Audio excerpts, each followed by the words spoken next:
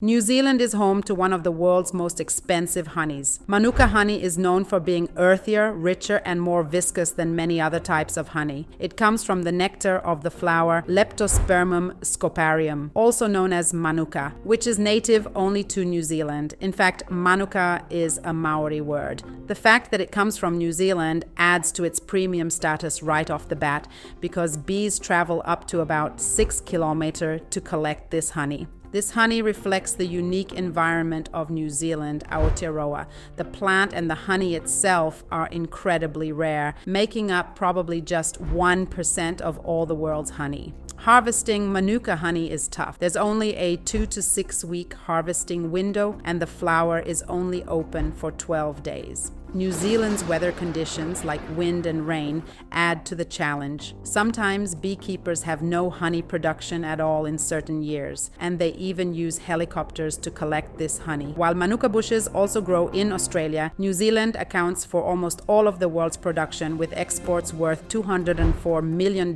expected to quadruple to $800 million by 2028. New Zealand protects its honey with a quality standard to safeguard Manuka's special properties. This honey is pricey, and anything expensive attracts attempts at imitation. The cost isn't just in the protection or research, but in ensuring its authenticity. Labs worldwide help identify Manuka honey, and the New Zealand government has established standards defining what qualifies as Manuka honey. So how does the grading system work, and what should you look for in Manuka honey? We spoke to Dr. Adrian Charlton from Vera Science, a lab in northern England where Manuka honey is tested for its unique compounds. As standards, we test for 3 compounds: dihydroxyeketone, DHA, methylglyoxal, MgO, and hydroxymethylfurfuryl, HMF. These tests ensure that Manuka honey contains the antimicrobial characteristics consumers expect. We can detect and measure their concentrations using UV light. Each compound has slightly different properties, and due to past issues with potential fraud, a suite of other tests, including for leptospermum, a marker unique to the nectar of Leptospermum scoparium, is also conducted. This allows us to trace the honey back to its botanical origin. When you pick up a jar of Manuka honey, the markers can be confusing, so how do you know it's the real deal? Some labels show the concentration of a compound like MgO 300, indicating 300 mg of methylglyoxal per kilogram of honey.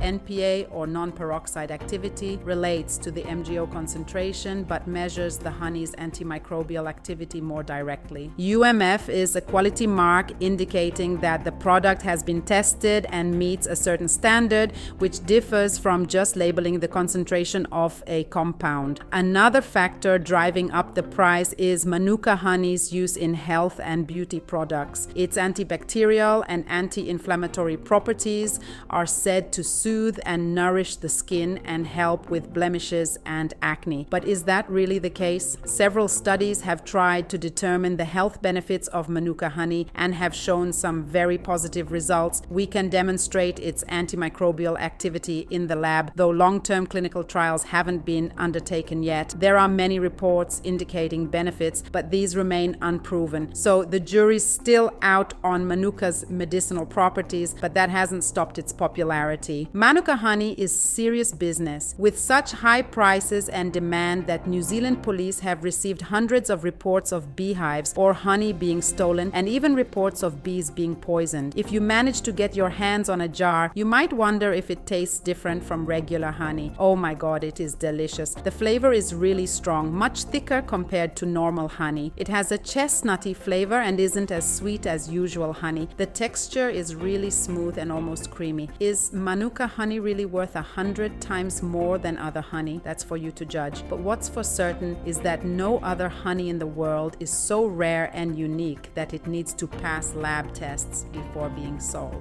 Subscribe and follow us, and feel free to ask any questions.